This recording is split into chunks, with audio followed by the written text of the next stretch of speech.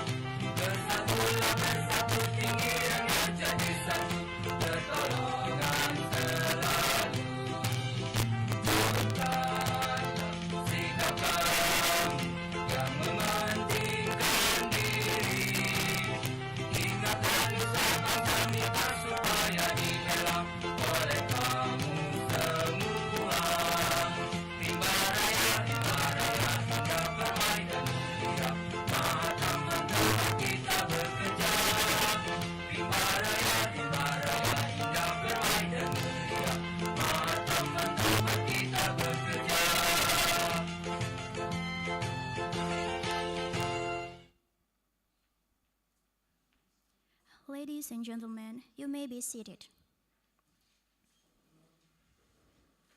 To bless our gathering today, let us take a moment for a prayer.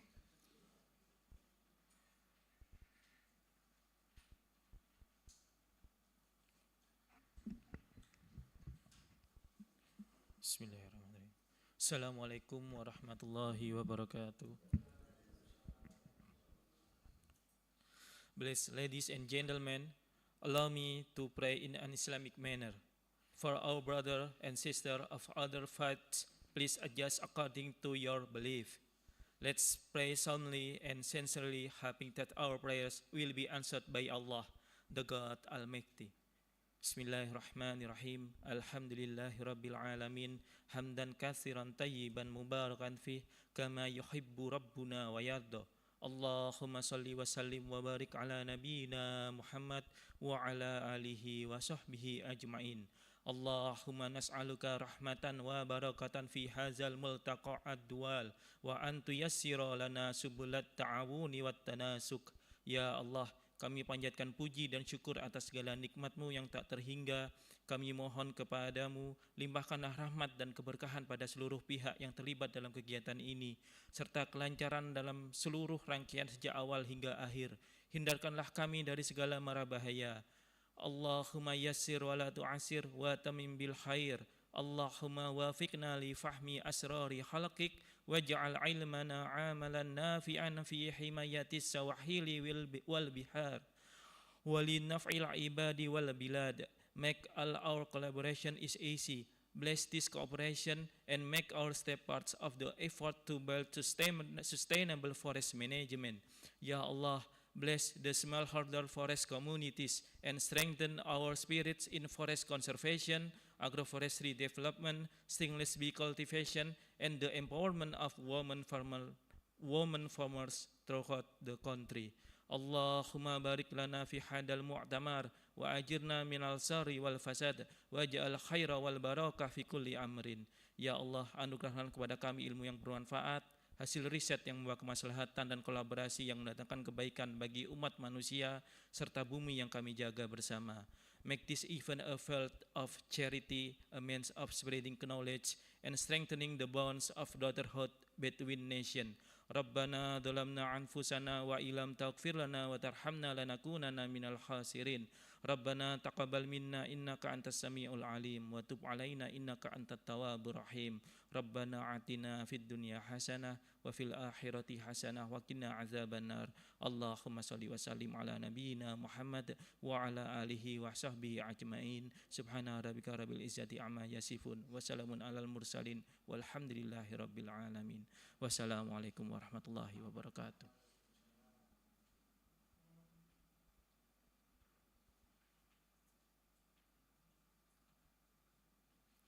Next, the welcome speech and official opening of the event will be delivered by the Dean of the Faculty of Forestry, Tanjung Pura University, Mrs. Dr. Insinyur Faradiba Esut MSI IPU. The floor is yours. Assalamualaikum warahmatullahi wabarakatuh. Selamat pagi, good morning. Salam rimba. Okay. Welcome to our campus, Pak Jan van der Broek and Ibu Evelyn van der Broek. And I hope this will be a fruitful meeting for you with our student here to share about how we can conserve the forest with the communities. Yang kami hormati Bapak Profesor Dr. Gusti Hardiansah, yang hari ini beliau berkenan menjadi moderator, kemudian Ibu Kepala Bagian Umum, Ibu Inayah, Esut MM, kemudian Bapak Ibu dosen dan tenaga kependidikan serta mahasiswa yang hadir pada hari ini, juga Bang Andri yang sudah siap hadir juga, terima kasih.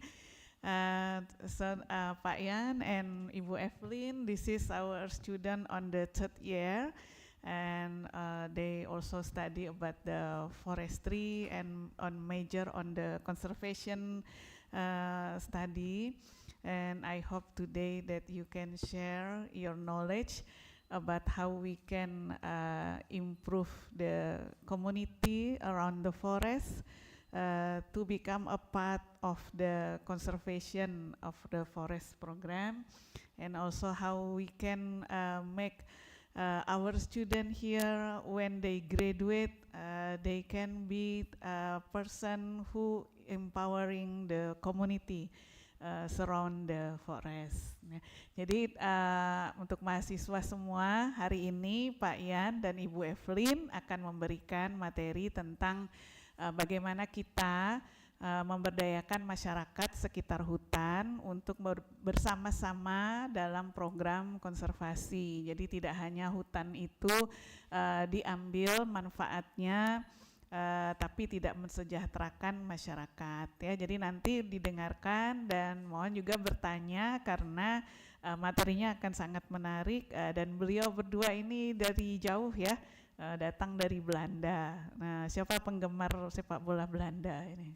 Ada enggak? Ada yang mau ke Belanda enggak? Ada. Siapa yang mau pergi ke luar negeri? Ayo. Nah, so I asked them, would you want to go to the Holland? And they said, yeah, we want to Holland. But they say to us, raise hand for going abroad. Ya. Oke, jadi mudah-mudahan semuanya nanti bisa menyerap keilmuannya ya dalam bahasa Inggris. Kan pintar bahasa Inggris semua ya. Ada translate-nya juga, nanti akan dibantu translate untuk penyampaian materinya, dan mudah-mudahan ini semua membawa kebaikan, juga membawa peningkatan keilmuan bagi Fakultas Kehutanan ya. Jadi dengan mengucapkan Bismillahirrahmanirrahim, kami membuka acara Pulai Series 24 pada hari ini.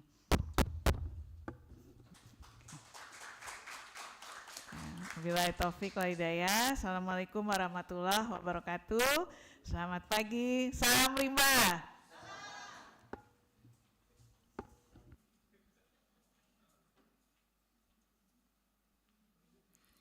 Next, we will have a group photo session. We kindly invite everyone to come forward.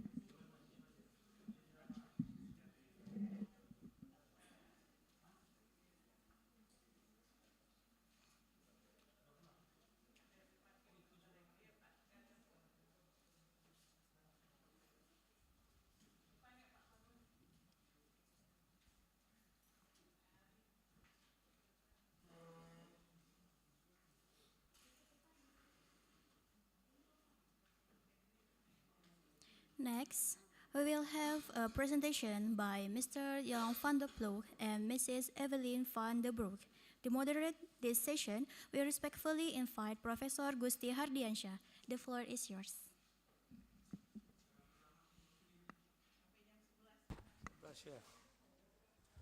Okay, good morning, everybody. How are you doing today? Good? Okay. Okay, this morning we have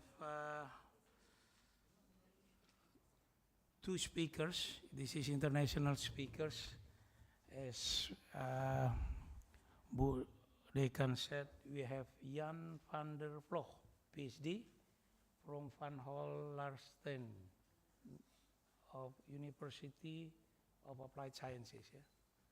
Udah kenal ya, bapaknya.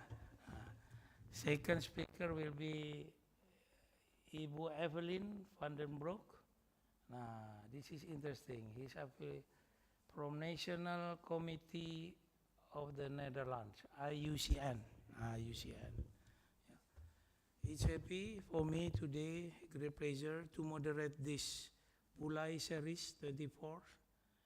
As we know, Pulai series is academic forum dedicated to curriculum development and advancing perspective of forest conservation. Today's theme will be conservation, the forest with the communities. Will be explored with our distinguished international speakers, Jan van der Ploeg and Evelyn van den Broek.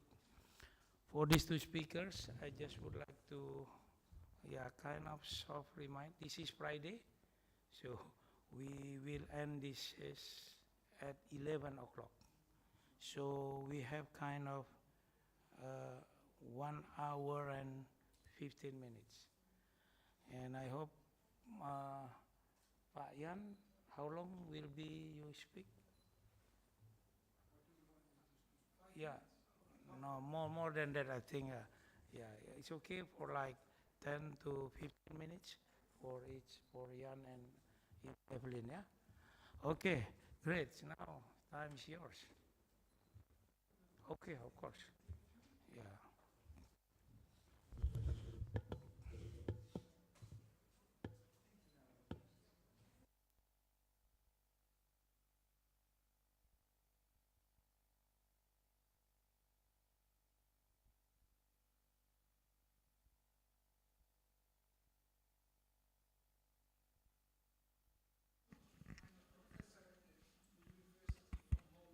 Check.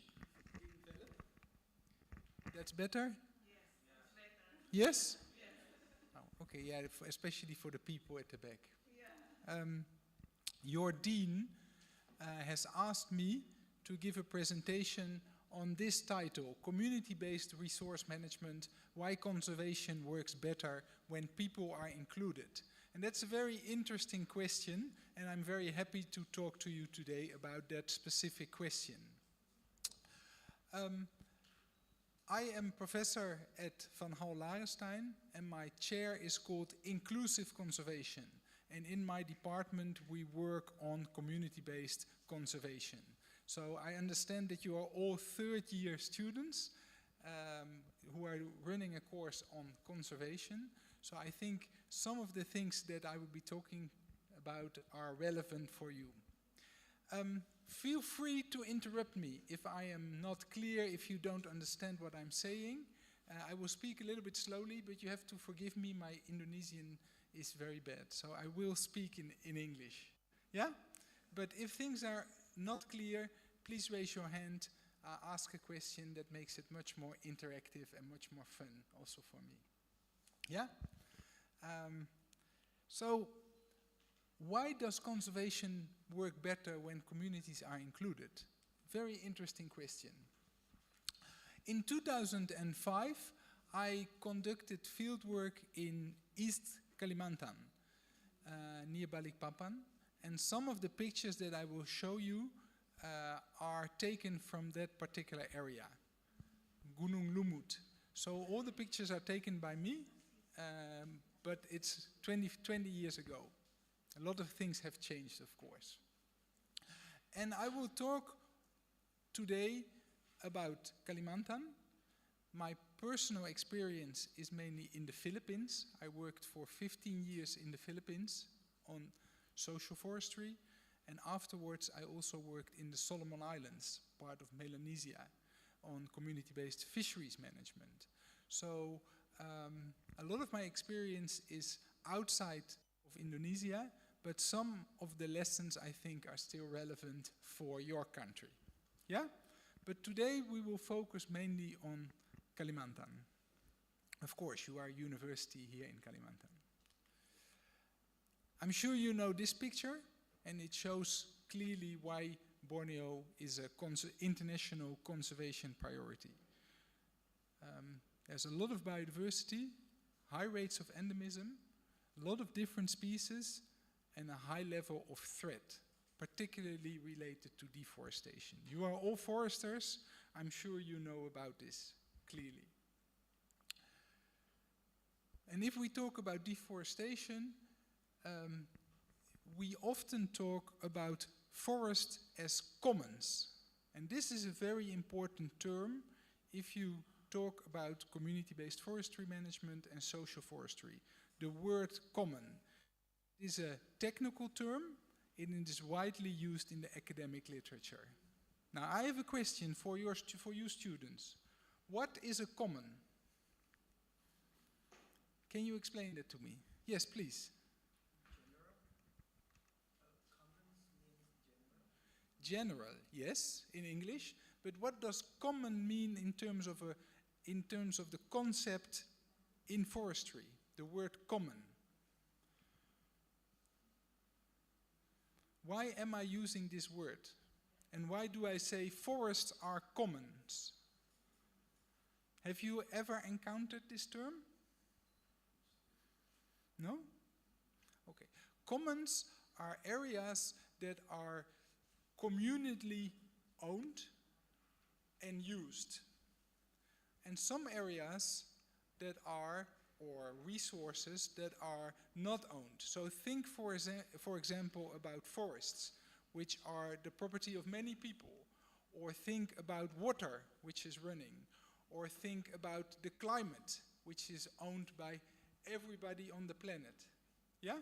And commons are a term to differentiate from private property. Yeah? These are natural resources that sustain our livelihoods, but are not the property of a single person. Yeah? Forests are a clear example. Wildlife is another clear example. Fish in the ocean, also a very clear example. Nobody owns the fish until you catch the fish. Yeah? So in the academic literature, the term commons is a very important term. And as students, conservation, you have to know that term. I will ask your professor how I can best translate it. Prof. Gusti, how can I translate commons?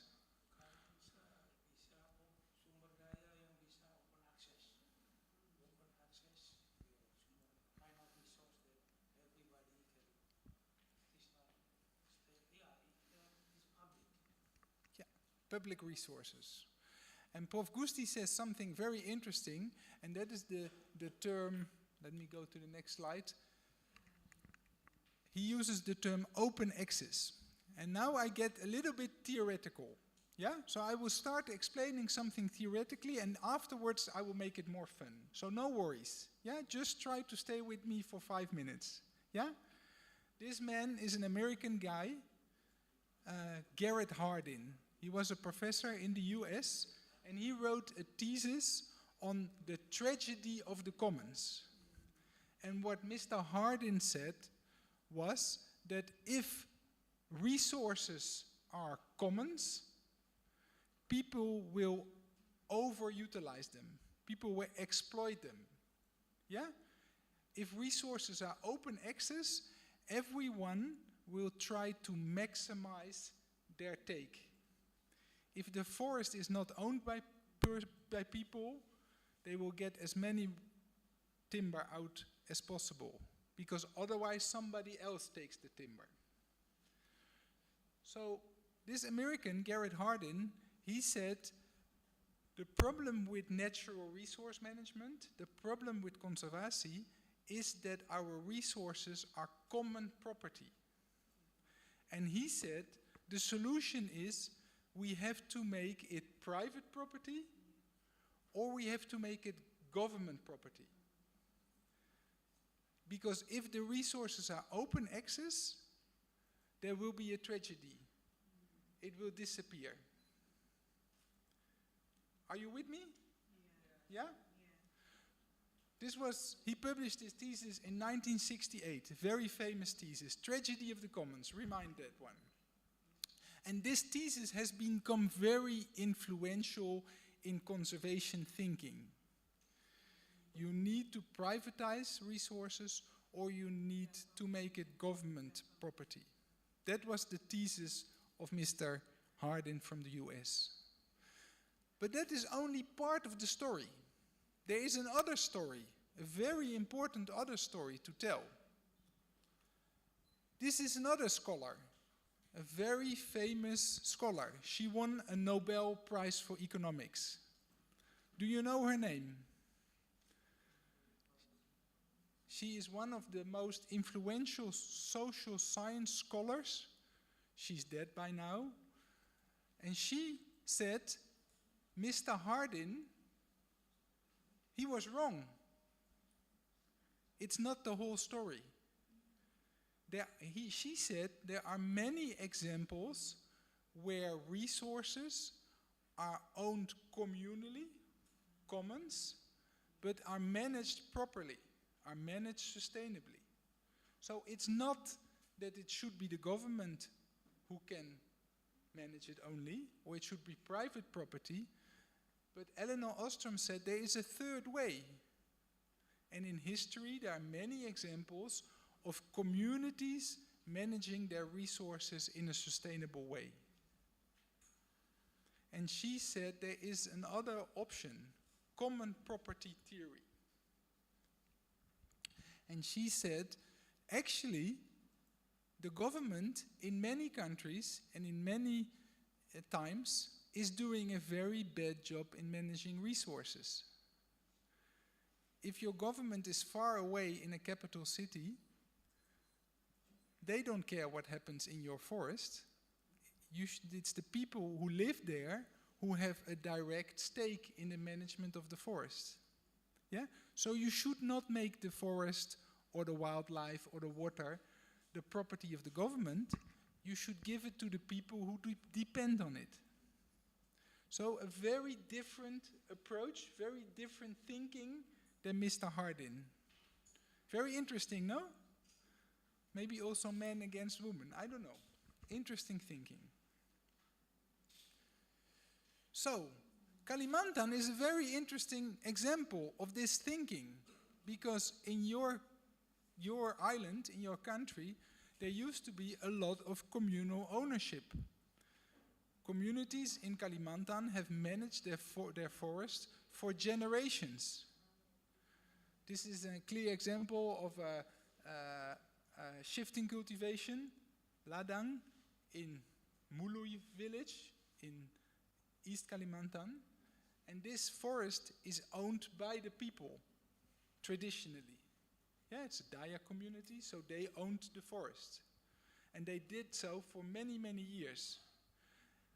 In the thinking of Elinor Ostrom, problems started when the government came in and gave timber licenses away and mining licenses away. It's not the people who are creating a problem with the forest, it's the companies who are creating a problem with the forest. And it's the government who is creating a problem.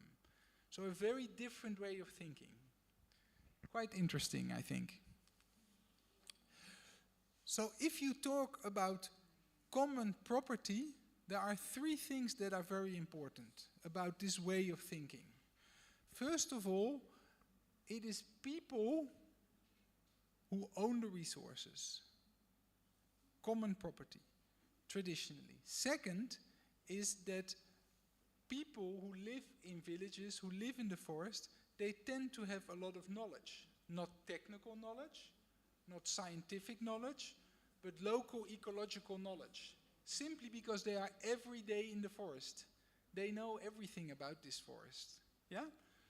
And based on this local ecological knowledge, you can manage your resources in a proper way. Yeah? The third element of common property management is sustainable use. Yeah? In this way of thinking, resources should be used in a wise manner. Conservation is not about creating a protected area, but in sustaining the resource, making a livelihood for people and making sure that it's done in a sustainable way. So that is not a preservation, not a forestry conservation focus, but very much a sustainable use focus. Yeah?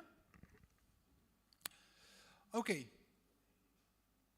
So if you talk about community-based resource management, you talk about people, communities, managing the national resources, not private companies, not governments. It's the people who manage the resources, and it's the resources on which they depend. The wildlife, the forest, the fisheries, the water. And it's based on local ecological knowledge, sustainable use, and rights. People need to have rights over the land. This is community-based resource management. Very straightforward and simple. Yeah? You have still 1 minute for me? Am I entertaining you or am I boring you?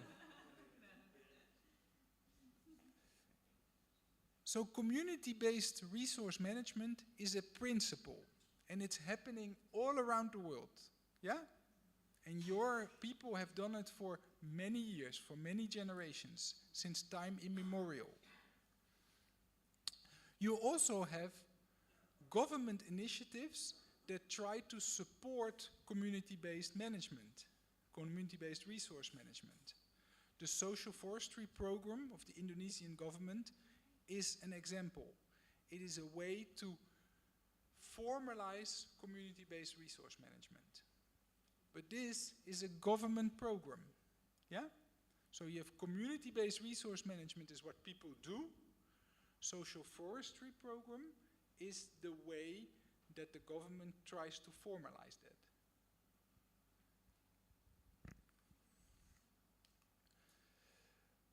Indonesia, social forestry program. You can read, I don't have to say this. We are doing a research program together with IUCN, Tropenbos, and the university here, trying to support the social forestry program in Ketapang district. So the Indonesia government social forestry program tries to give rights to indigenous and local communities to manage state forest area. Yeah? To formalize community-based resource management. And you can have either a village forest or a hutan desa or hutan adat. Yeah? But these are formalized arrangements between government and people.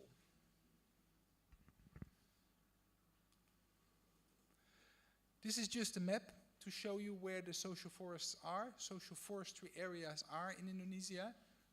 It shows that they're all really small areas, but throughout the country, with a lot of focus here in Kalimantan. Really interesting, I think.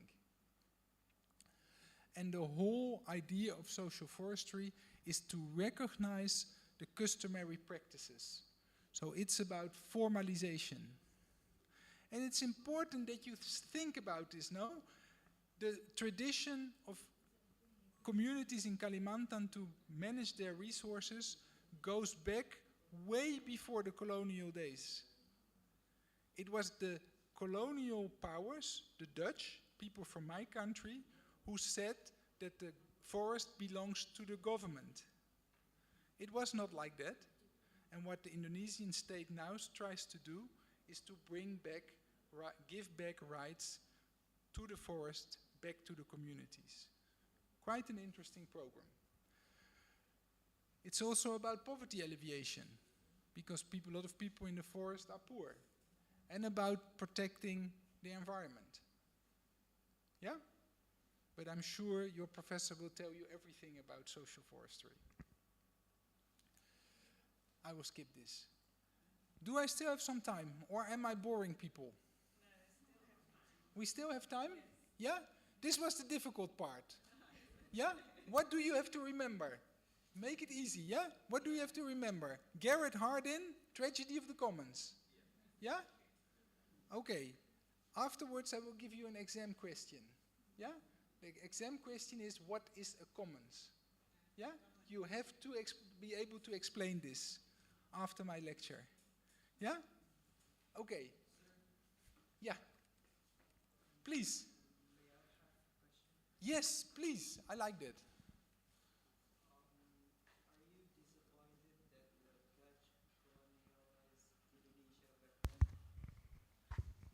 Is Okay, that's an interesting question. Am I disappointed? personally, or I think what is important in discussions about the colonial past is that you are very honest, that you recognize all the things that have gone wrong, and that we speak openly and transparent about it so that we can think about working together in the future. I agree. So it is clear, if you talk about forestry in Indonesia, it was the Dutch who said that the forest belongs to the state. That was the biggest land grab in history. Those forests belong to your people. And it was the Dutch who stole those resources and plundered the forest and gained a lot of wealth from it. That is a fact. Yeah? A lot of wealth, a lot of money was gained and moved to the Netherlands at the expense of the people here in Kalimantan. And it starts, a discussion about colonialism starts with the recognition of that fact. Another fact is that right now, Indonesia is still dealing with the legacy of that colonial past. Really? Yes, your laws, your government still is influenced by the colonial past. You are still struggling with overcoming this issue. This is where social forestry also comes in. All the people in the forest don't own the forest on which, and don't own the land on which they live. And it's a major challenge for the government of Indonesia to give back those rights. I see. And that is a process that started way back in the 1970s and is still ongoing, and it's a really difficult process. Okay. Got it. But the problem started with the Dutch. It was in the past, right? So we just have to see the future, like to progress, to process. It's a process. So Yes, but you can only see the future if you are honest about the past. That's what I think. Good question. Okay, what do we have to remember? Garrett Hardin, Tragedy of the Commons. You also have to remember common property theory, that there is a way to overcome that tragedy if you give back rights to people. I will just show you some pictures to live up your mind, yeah? Pictures from East Kalimantan, so that you forget all the difficult theory and that you can start smile again. Okay, here we go.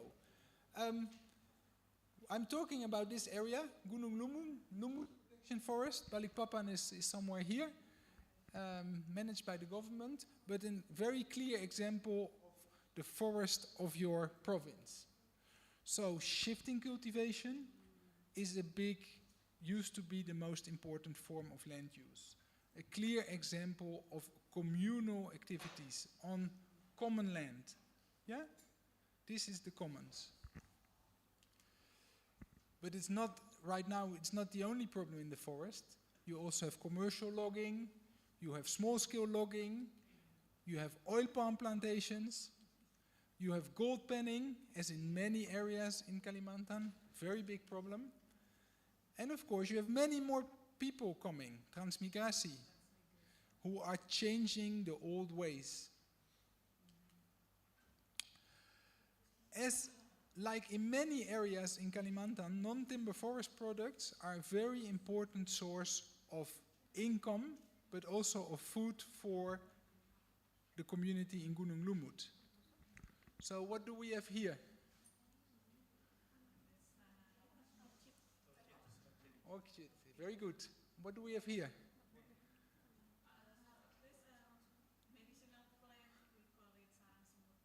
Yeah. Ants, no? Termites. Yeah. Kamiri nut.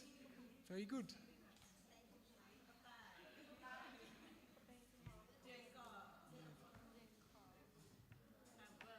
Songbird. This is strange. Never mind. Okay, very important non-timber forest products. And if we talk about forest management in Kalimantan, we always talk about NTFPs. Rattan, very nice forest, but this is an old garden, no? Durian fruits planted by people. Bushmeat, very important source of protein for people. Yeah? I think this is Rusa?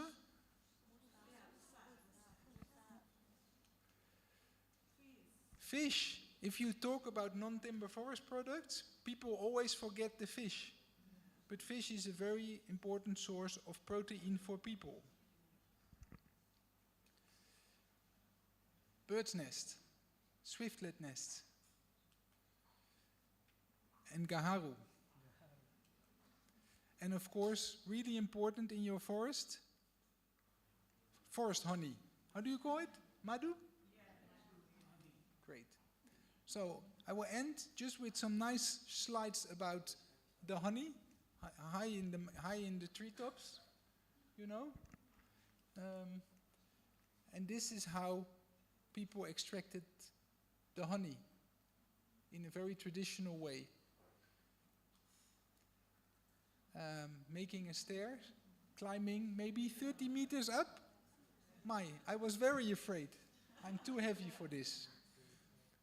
And then they make a fire, burn, create a lot of smoke, and go all the way up into the tree to get the honey out.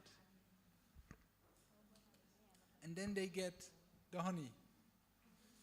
Really very nice. But the bee is still there. It will sting you. The bee is still there.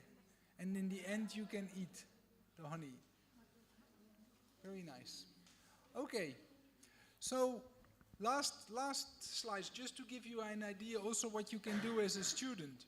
What we did in East Kalimantan was, together with C4, we developed the pebble distribution method. And we work with communities to determine what are important resources for communities. And we did this by doing a so-called ranking. And a ranking is just making a top 10. What is the most important thing for communities? What is the second important thing? And what we did, we put all the resources on small cards, and then we gave small stones or beans to the people, and people could just put what they thought. They had 100 beans, and they could put the resources where they wanted. And it gives you some really interesting perspectives. I will skip this. So this is a table based on this participatory community-based model, or method, I should say. Very straightforward way of producing interesting data. We asked people what are the most important animal species for communities. And then they ranked it based on food, medicine, tools, ritual, and market. And they said the most important animal resource for us was the samba deer. Number 2 was the muntjac, kijang. Number 3 were the bees for the honey. So we did this based on the pebble distribution. The same you can do with plants. What are the most important plant species? So number 1 Sunkai, number 2, Ulin, iron root. Rotan, number 3. Yeah? And of course, it depends on for what you want to use it. Do you use it for food or do you use it for income? And then you can say, what are the most important habitats? So rice fields, of course, are very important for food. But forests are very important for medicine. And gardens are a very important source of income. So it's a very participatory method based on interviews of people, and you get some really interesting results. That's it for me, for now. I will give the floor to my colleague Evelien, who will say something more. Thank you very much. I hope I was not too long, Chairman. Problem. Yeah, I think we will hear the second speakers for us. Yeah, after that we have discussion. Yeah, please have a lead. Okay, I will keep it short so we have more time to have interaction. How does this work? No, where is it? You can press this. This one. Yeah. Okay, so my name is Evelien. I work for the IUCN, the Netherlands Committee. Oops. And we have as our slogan, nature is our foundation. As long as we keep nature healthy, we can enjoy its benefit. That's why IUCN NL works towards a just world that values nature. At IUCN, I am focusing very much on environmental justice. I don't know if you are familiar with this concept. Environmental justice looks at the distribution, it looks at the participation and the recognition. So it's a whole concept, you can elaborate on it, I won't do it here. Next, in IUCN, I am working with NGOs in Southeast Asia. So in those countries, Asian NGOs are working with the communities to conserve and use the forests sustainably. Okay, so I studied in Wageningen, at university in Wageningen. And that was a scientific and technical course. It's a university. But I want to share with you 2 examples that I had in that time as students that made me think, that were apart from the science. The first was Professor Piet Zonderwijk. He was a very special man, and he took us into the meadows along the river. And he showed us all the herbal weeds that were there among the grasses. He explained how they took their own place, how they germinated, how they grow, the seeds and everything. And then he asked the students, do you understand? Of course, as good students, we said, yes, sir. And then he said, but I don't understand. To me, it's a big miracle. What is happening here? So I want you to keep wondering and pondering about this miracle of nature. You know, with everything, we have the plants, we have the insects, there is the soil, the earthworms, the mycorrhiza, and they all collaborate to develop this ecosystem. So that really made me think, this message he gave to us. Okay, another example is that an older farmer in my neighborhood, he told me about this butterfly. We call it a koolrietje. So, and as you may know, we only have butterflies in summertime in the Netherlands. In wintertime, they survive somewhere. And he told me, if you see one of those butterflies, it's quite normal. But if you see two of those butterflies, and they're circling around each other and playing in the air, then you know for sure that tomorrow will be a sunny day. So of course I tried to test this lesson. And up till now, it's true. When I see two butterflies of these, the koolwitjes, in the air, the next day will be a very beautiful day. Okay, so these are two examples that impressed me, that were outside the science. But to me it was still a question, how can I combine? You know, it are two different worlds. The world of science with all its figures and the proof, and these kind of stories. And then I came upon this book. I don't know if you know this, Braiding Sweetgrass. It's written by an American doctor. She is a biologist, but she also has indigenous background some generations ago. So she also started to study the indigenous knowledge of her people. And in this book, she is bringing that together, scientific knowledge and indigenous knowledge. And these are two quotes that I really like from the book. She says, science can be a way of forming intimacy and respect with other species that is rivaled only by the observations of traditional knowledge holders. It can be a path to kinship. You know, they can work together, they can enforce each other. The other quote I like is, I dream of a world guided by a lens of stories rooted in the revelations of science and framed with an indigenous worldview. Stories in which matter and spirit are both given voice. So if you have a chance to read this book, it's really worthwhile.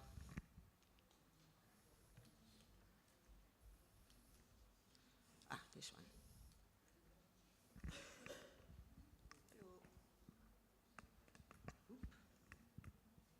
Back. Hoe ga ik terug? Hè? Nee. This one. Yeah. So I was here. Yeah. Okay. So the author of this book is Robin Kimmerer, and she is, what I said, a scientist, a biologist, and she's writing about the knowledge of Native Americans, and showing how indigenous and local knowledge and scientific knowledge can enrich and support each other. But that's really the experiences from the US. The first organization that was connecting these two types of knowledge on a global scale is the Intergovernmental Panel of Biodiversity and Ecosystem Services, the IPBES. I don't know if you are familiar with IPBES, but they are the global panel on biodiversity. And they, in 2019, they published a report, Biodiversity and Ecosystem Services. And in there, they also formulated a challenge to combine indigenous and local knowledge together with scientific knowledge. And yeah, they have all nice words on it, but when you read this report, you also can see that the risk in this acknowledgement of indigenous knowledge is that they want them to conform it to scientific knowledge. You know that all your observations have to be repeatable. They have to be scalable. And you have to use abstract indicators. So that's contrary to indigenous and local knowledge. And the other risk is the scientification of traditional knowledge. So the big challenge is how to make a bridge between scientific and indigenous and local knowledge. Indigenous and local knowledge is based on many generations of living in a landscape. They live in harmony with their surrounding ecosystem. As Jan already explained, it's in their own interest to work sustainably. But, as always, the context is changing. There is more pressure on ecosystems nowadays than some centuries ago because of the capitalistic exploitation of resources. There is population growth, there is a climate crisis. So there are a lot of changes going on, and also the people themselves, they also expect more from life. They like education, they like to have health services. So also their position in life is changing. So we have to realize that the indigenous and local knowledge cannot be the answer to all sustainability problems. And there is always the risk that people are making a romance of traditional peoples, traditional communities. We have to avoid that. Okay, so we have the two knowledge systems. And yeah, here I just put some words to characterize them. I think you all know. But the goal is we have to find an equilibrium between the scientification and the romanticization of these two knowledge systems. There is not one knowledge system that should be leading our actions. And just as the world needs genetic diversity of species, it needs also a diversity of knowledge systems.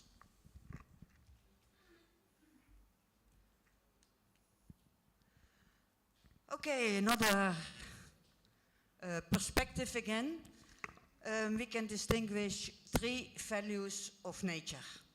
There is the intrinsic value, that's about nature for itself. It's about this species, we want to survive, it's just nature. Then we have the instrumental value, it is about people and nature. That people need nature also for their survival. And third, we have the relational value. That is the emotion we have with nature. You know, when we go there for leisure for, we see the history in the landscape, you can talk about your ancestors, things like that. That's the emotional value. Okay, I want to conclude, because that's what Ibu Farah asked. What can you see as the role of students in advancing environmental justice and conservation? So I think there are three paths you have to go. You have to listen to and learn from your teachers at the university. And you have to read essays, you have to read books, you have to read articles, get all the information. But also, there is more knowledge in the world. Go to the communities, listen to them, learn from them. And I always say, eat, drink, sing, and talk with the communities. Try to understand their wisdom. And third, go out and try and build a personal relationship with nature. Watch, feel, smell, listen. What is nature telling you?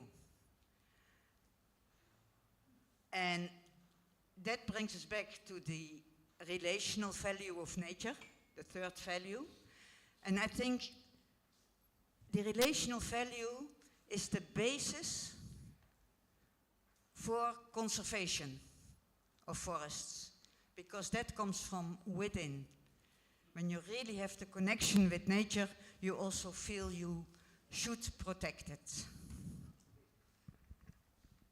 Okay, I will leave it with here. Terima kasih. Masih dapat banget.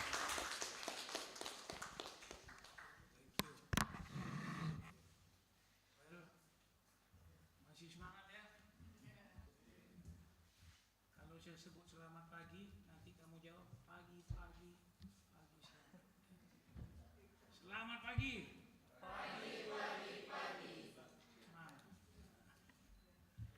Okay. We still have like 25 minutes, yeah? Now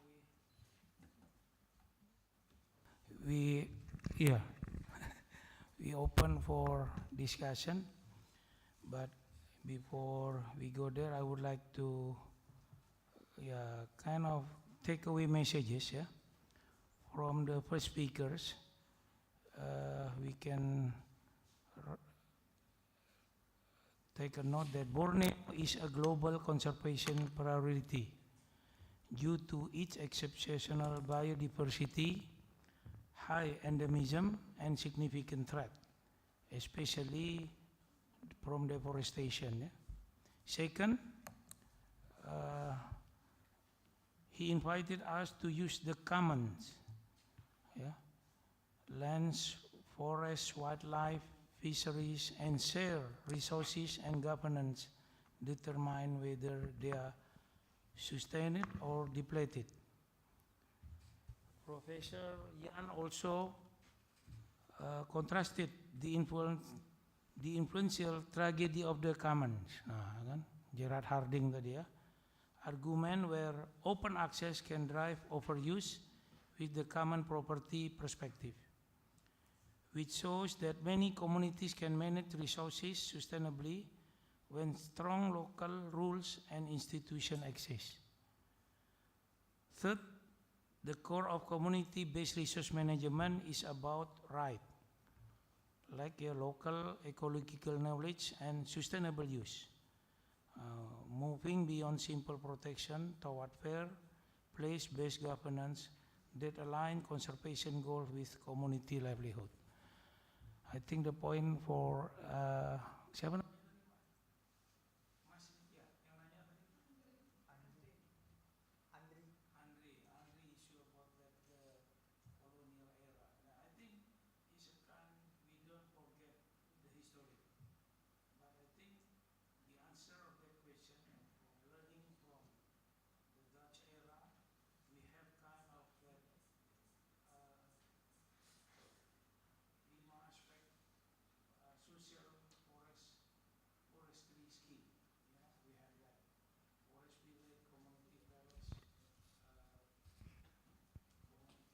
And also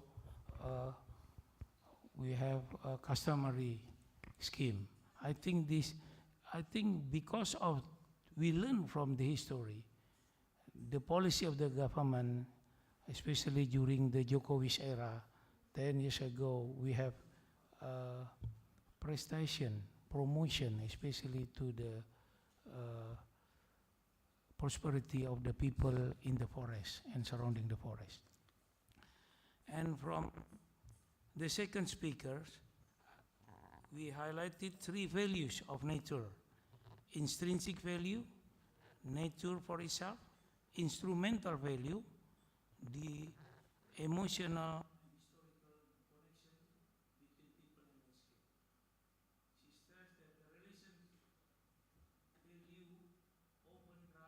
environmental protection. Three students must not only learn from books and lectures, with the communities, build personal relationship with nature, and truly listen and observe the living world surround them. Ya, ya mungkin itu yang bisa saya catat. So let's we open discussion. Siapa dulu? Please raise your hand. Maybe start from the women, girls. Silakan. Tanya dulu, siapa? Oke, satu. Oh, Ibu Profesor Emi, great. Sekarang yang Bu Emi dulu, silakan, siap-siap mahasiswanya ya. Bertanya, paling tidak ada 3 penanya. Silakan, Prof. Emi. Okay, thank you, Prof. Gusti. Nice presentation from both of you. Very interesting about the traditional ecological knowledge in Daya in Gunung Lumut, and about the Miss Evelyn about the communities. One question maybe, what is your opinion about the fact the traditional communities with their local knowledge have also experienced a shift of you do various factors such as oil palm plantation, such as the advance in technology. So many communities have a dynamic. So how and that the communities' ecological knowledge, traditional ecological knowledge, can be serve conservation the forest. Maybe just one question for both of you. Thank you.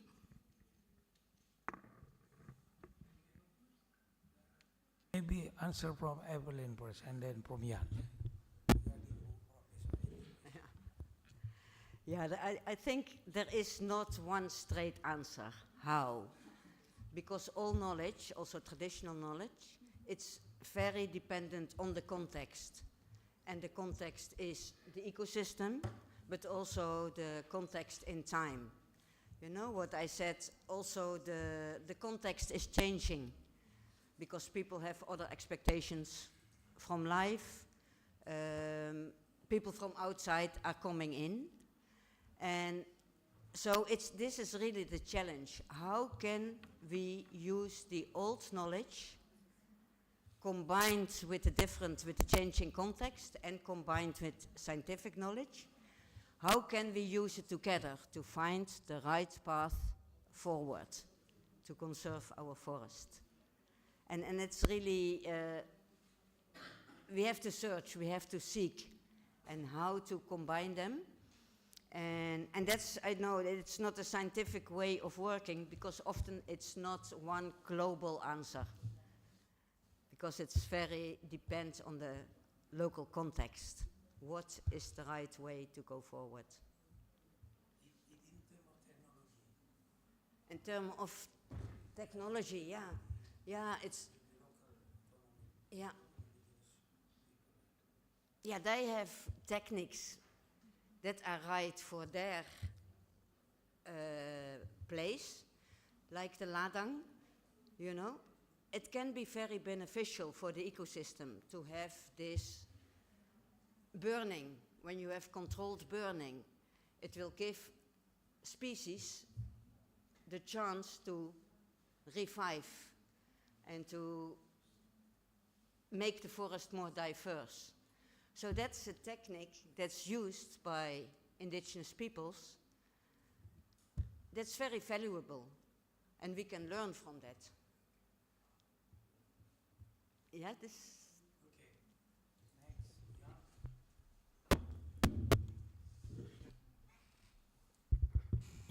Thank you for your question. I think it's a very important question, but I think it's also important to look at the bigger picture here.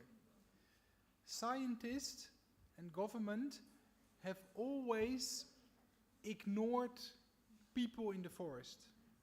So Scientists and government have always marginalized the knowledge of people in the forest and also the practices of people in the forest.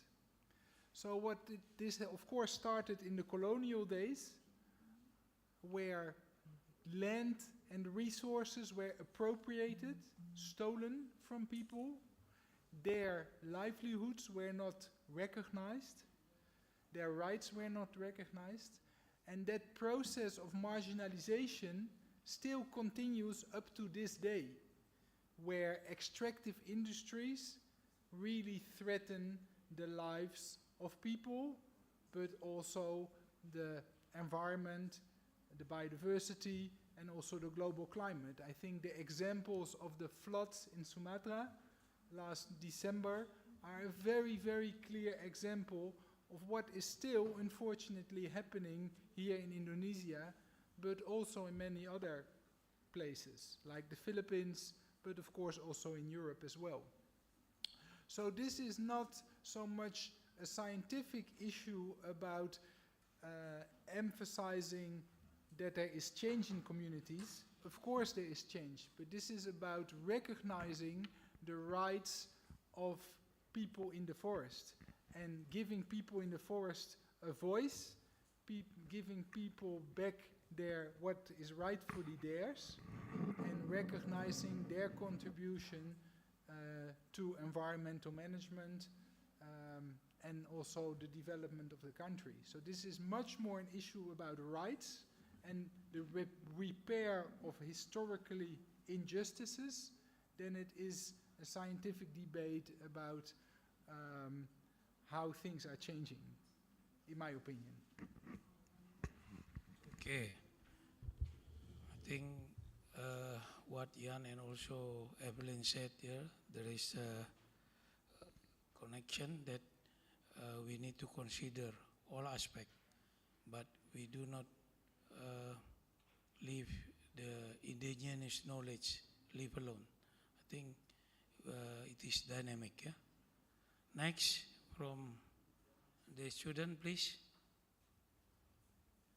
Silakan. Ayo, yang perempuan mana tadi? Silakan lah.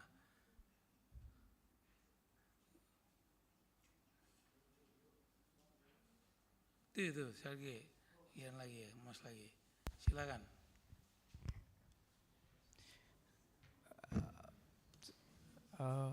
Okay, let me reintroduce myself. My name is Andri. Actually, I'm currently an ongoing student in the Faculty of Agriculture, Universitas Tanjung Pura. And currently, I'm also working on my thesis. So my thesis have a study about the peatlands. So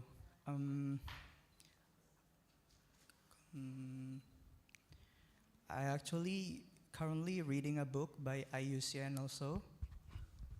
I think it's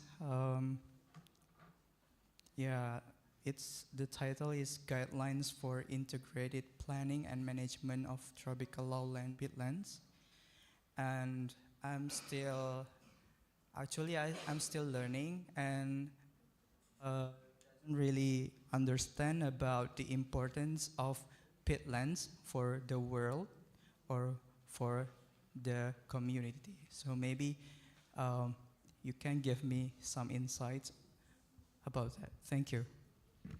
Okay. I think they start from Professor Jan first, and then Elvin. Yes. Regarding peatland. Okay, that is a very interesting question. Thank you. Peatlands are important because they are bombs. They are ticking time bombs. What do I mean with that? Not a single habitat type, not a single ecosystem stores as much carbon as peatlands. If you drain those peatlands and if you burn those peatlands, those areas will emit massive amounts of CO2. So an hectare of peatland forest contains almost 30 times as much carbon as a hectare of regularly lowland dipterocarp forest. So from a global perspective, peatlands are ticking time bombs. And it's essential to preserve those peatlands to conserve the global climate. Unfortunately, or let me say differently, fortunately, a lot of peatlands, most of the peatlands in the tropics are located in Indonesia. Unfortunately, many of those peatlands are located outside protected areas, in areas that are designated for agriculture and development. So the idea is to drain them. And this is creating a lot of problems related to fires, related to pollution, transboundary smoke issues, health problems in towns. So from a global perspective, it is essential to sustain and preserve those peatlands, keep them wet, and not to drain them and not to develop them. From a local perspective, the question is more difficult. Today we talked about community-based resource management. Historically, the peat forests in Borneo were not used intensively. These are difficult areas to practice agriculture. They are also a very specific type of forest. So you cannot compare the value from a local perspective of peat forest to a lowland dipterocarp forest. So that is one of the reasons why a lot of the peatlands were not settled in historic times. They were empty lands for a long time.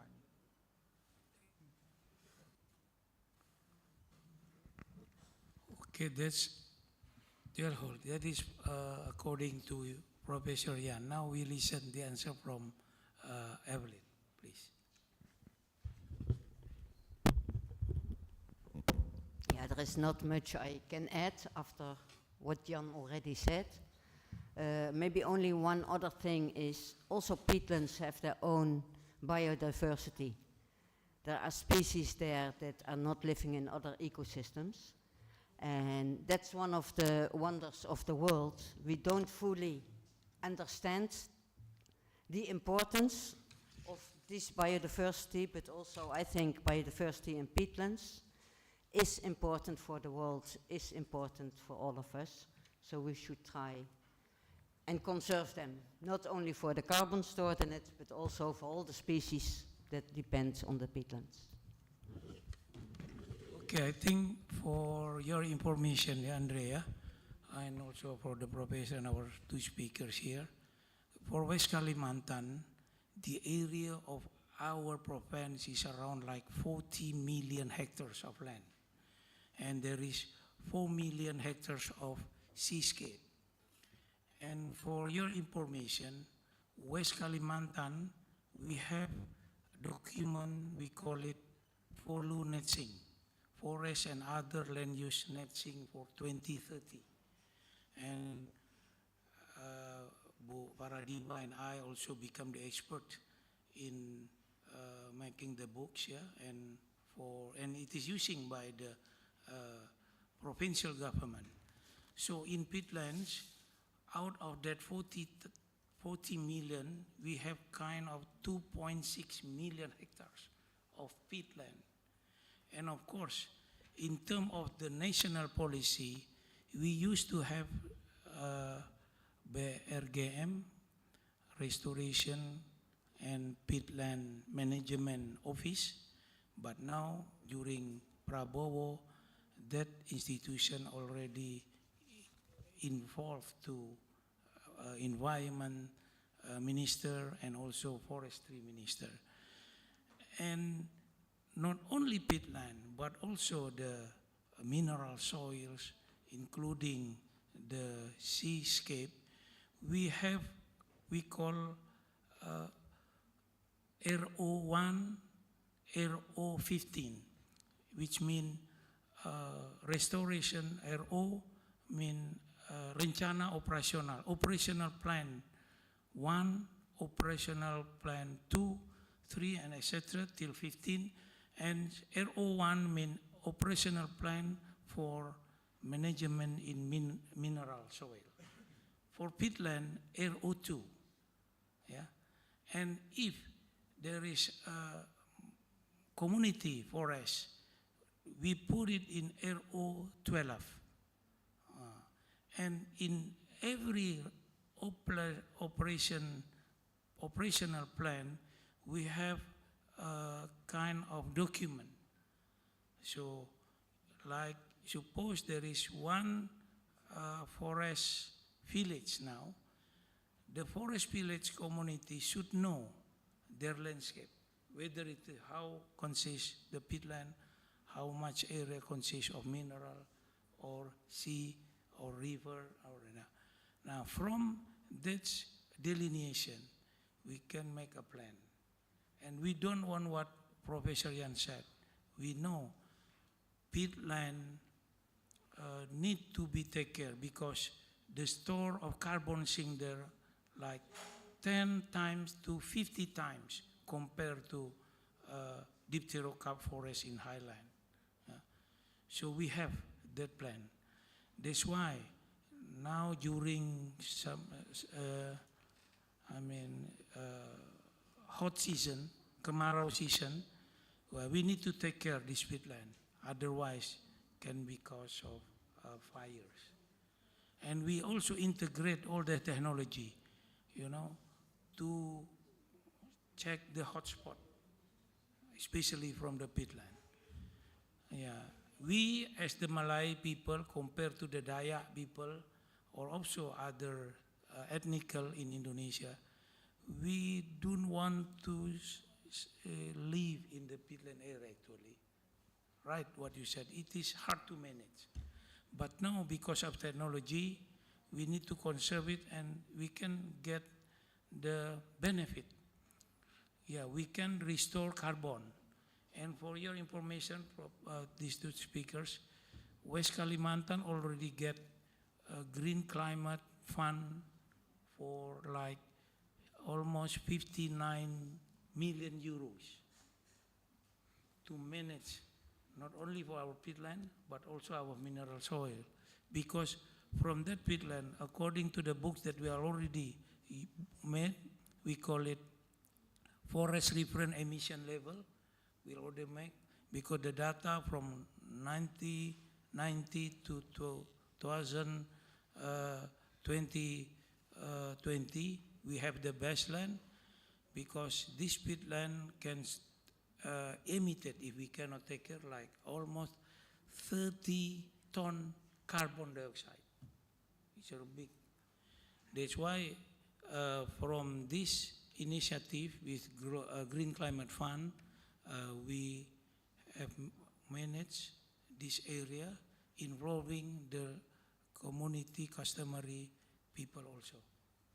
I think around like 50 million euros allocated for this local knowledge to manage this, to be benefit for West Kalimantan people. Ya, silakan, your response. Kalau ada. Yeah, thank you for all the speakers, Mr. Yan, Ms. Evelyn, and Prof. Gusti. And it all answered my questions, and I will write it into my thesis. Thank you. Great. I think you need to have interview lah. I mean, tanya these two speakers, yeah, to make depth of your thesis. Yeah. Okay, maybe one more question. Silakan. Yang mahasiswa nih, mana nih yang perempuan nih? Gender issue. Ayo. Atau saya tunjuk kah? Ini silakan Mbak nih. Di belakang Bu Inaya. Apa di pikirannya? Silakan. Pakai bahasa Indonesia juga boleh, nanti kita terjemahin. Okay, try. Okay, my name is Henida Priskadea. Jadi saya mau bertanya dalam bahasa Indonesia, nanti tolong Prof. Gusti untuk menerjemahkan. Jadi saya izin bertanya, gimana sih cara supaya mahasiswa dapat berperan dalam konservasi masyarakat, terutamanya tuh kan di masyarakat pedalaman, karena punya tradisi juga tentang ladang yang berpindah-pindah, pasti itu membabat habis hutan, dan juga caranya itu juga dibakar gitu. Pastinya tuh yang lebih tua atau yang senior-senior di sana itu pasti menganggap dirinya itu lebih tahu gitu. Jadi gimana sih cara mahasiswa tuh supaya bisa berdiskusi dengan masyarakat-masyarakat di sana tentang pentingnya konservasi hutan untuk masyarakat. Terima kasih. Okay, I think he is asking to both of you because she is a student. She is asking about how your advice for students, especially to make the conservation community forest run in the because as you know we have local knowledge also about the ladang berpindah and the senior people and for especially for the junior generation, how to apply this community-based conservation in your perspective for her, especially for student. Please, Jan.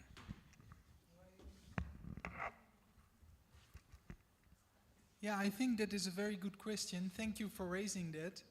And I think Evelien already mentioned also a couple of things, and this goes back to a long tradition in participatory development.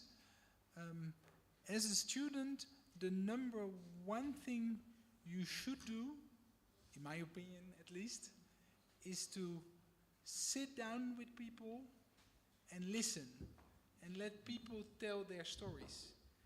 If you go to the village, there's a lot of wisdom there. And my colleague Evelien gave already a lot of examples. But if you sit down with people and you listen and you share, and that is different than teaching, no? It's not like being an expert coming into a community and telling other people what to do, but treating people in the village as equals, listening to their problems, listening to their own solution.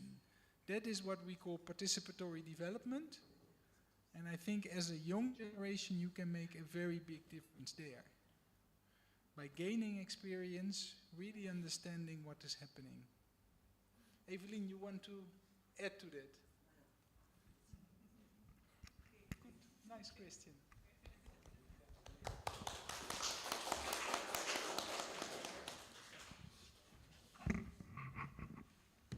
Okay, berarti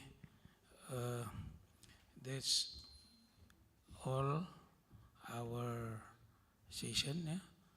And from the last question, yeah, maybe later after this I can. Semester berapa tuh, Mbak nih?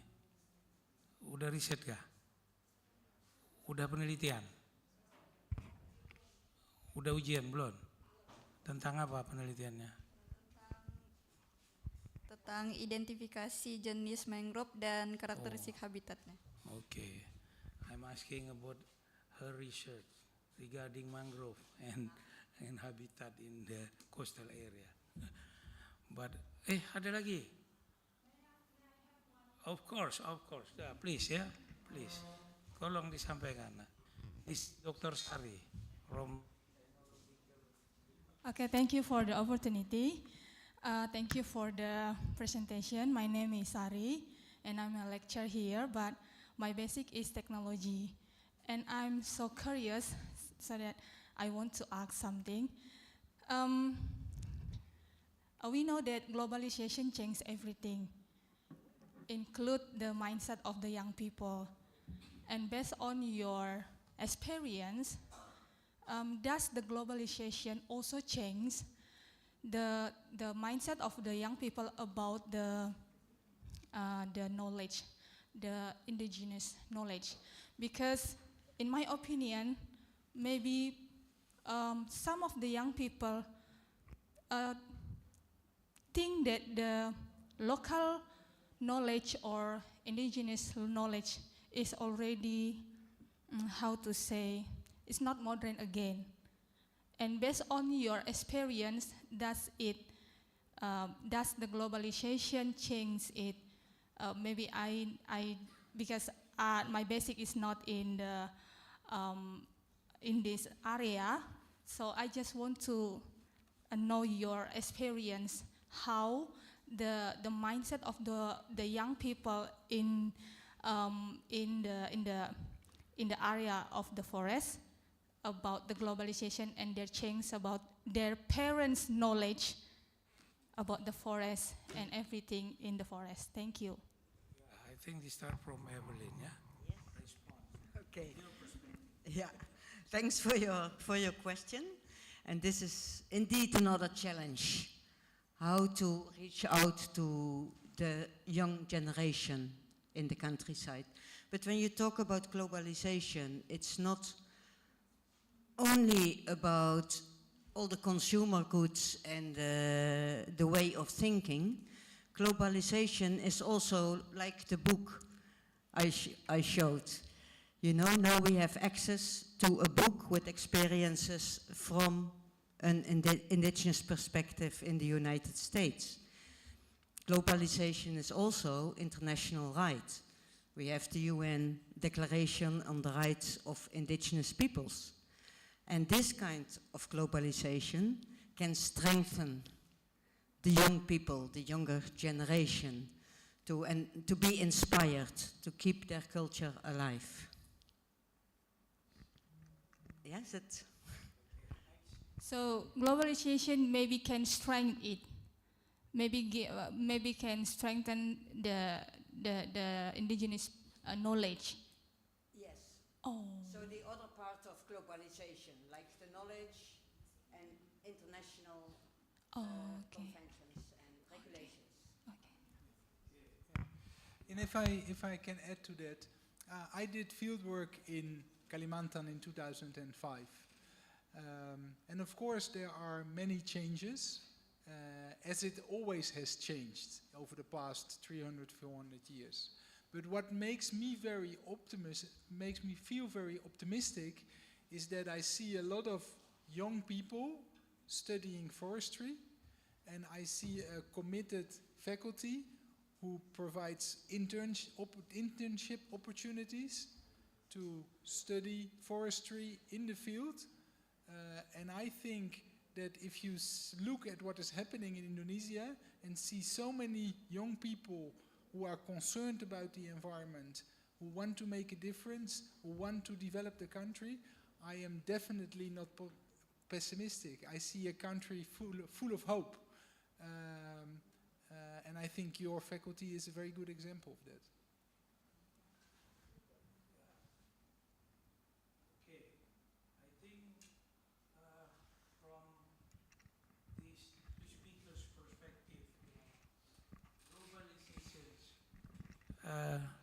May change the perspective of especially young generation. Yeah, I think it's open, yeah? It could be bad or it could be good. Yeah, especially these days. I think for the last 2 weeks, what happened, you know, in other world, yeah, from America Latin, you know, from what Donald Trump done. I think it will make your perspective changing also. Yeah, we have a small chat with Evelyn, and I don't know in terms of forestry. You see, there will be an impact, but we will see. But for sure, the message that Dr. Sari said, yeah, red globalization will give a significant impact to young generation perspective. I think that is our discussion. Yeah, masih ada lagi? We still have 5 minutes. Okay, great, good. Yeah, we still have Baik, okay, terima silakan. kasih Mungkin saya bertanya dengan bahasa Indonesia. Tadi dijelaskan tentang local knowledge. Di sini saya ingin bertanya tentang indigenous and local knowledge dan keadilan lingkungan. Saya ingin bertanya mengenai kasus nyata di Papua. Banyak masyarakat adat Papua telah menjaga hutan mereka selama beberapa generasi dengan menanam ratusan bahkan ribuan pohon. Bagaimana cara untuk mengkonservasi hutan tersebut, di mana hutan di Papua itu sudah dianggap sebagai ibu mereka, dengan hutan itu menjadi sumber kehidupan, identitas, dan hubungan dengan leluhur.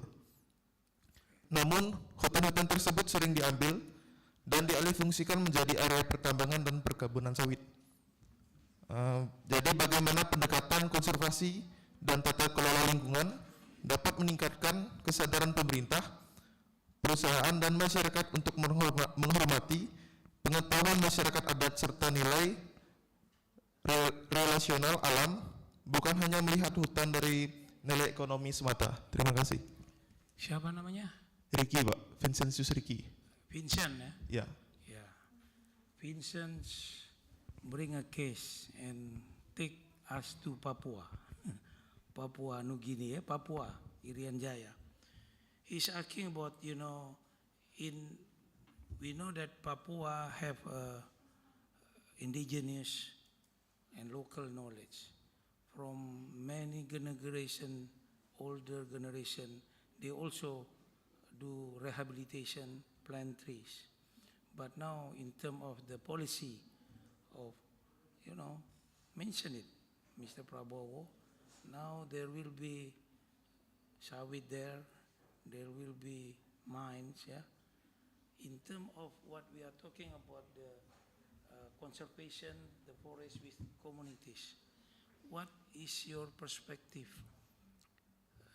What happened there in Papua, and your messages for our government, for local people, and for the private company who conduct business there? I think it's very good question, because many young Papua are increasingly aware of environmental issue and are eager to protect their forests. Yeah, please.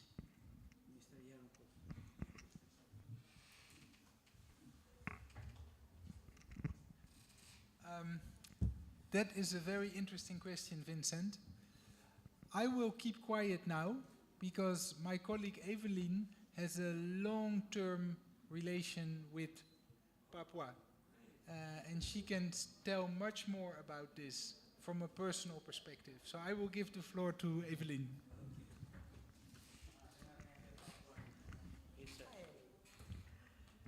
Yeah, thanks for your question. And I think you already know the answer is quite complicated.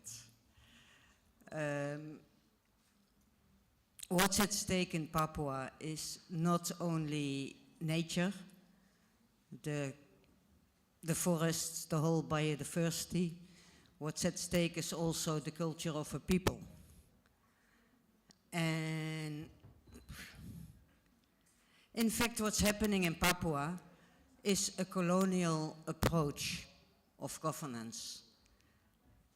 What Indonesia is doing in Papua, in my view, is what the Dutch people did in colonial times to many areas in Indonesia. Is not looking at the people, not listening to the people, and not valuing their lives and their culture, but only going for the resources. And I don't know what, I think it's a political struggle.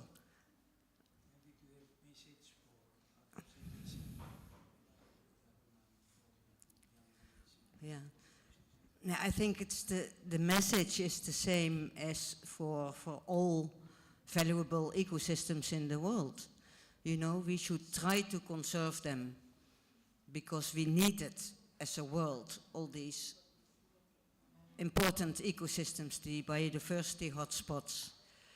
And also in Papua, it's a huge island with a lot, what I say, the whole island of New Guinea, it's the third biggest forest in the world, after the Amazon and the Congo Basin. And it's up to Indonesia to try and conserve this. Not only for the Papua people, not only for the Indonesian people, but for mankind in general. It's a very valuable asset we have. Thank you, Evelyn. Ya, I think poinnya jelas ya. Papua itu mega diversity 3 terbesar dan itu perlu dilindungi, perlu dikonservasi. Jangan sampai kebijakan yang dibuat pemerintah kita nih kayak yang dilakukan juga zaman kolonial Belanda dulu. Nah, jadi pro-nya ini harus pro konservasi khusus Papua, karena mungkin ini tinggal legacy ya, warisan yang memang kita punya dan harus dilindungi. Dan itulah pandangan yang ada, tidak hanya Evelyn ya, termasuk saudara-saudaranya di Eropa sana, di Belanda sana. Ya artinya terima kasih pertanyaan Vincent tadi. Memang kita sebagai akademisi ya, tentunya perlu memberikan masukan juga, mengingatkan pemerintah jangan melewati ya, terlalu berpindah ya kepada korban globalisasi yang tidak benar nanti. Oke? Okay, I think that's it. The time's already 15 minutes past 11. We also need to go to have prayer, Jum'ah prayer. Well, let's make a big applause for our two speakers, Professor Jan van der Boog and Evelyn. Thank you. Thank you for your suggestions. And I think it's very benefit and fruitful for not only as individual, but also for our institution to give, suggestion, also policy or policy brief to our government. Thank you very much. Tutup, Assalamualaikum warahmatullahi wabarakatuh. Selamat siang, salam sejahtera untuk kita semua.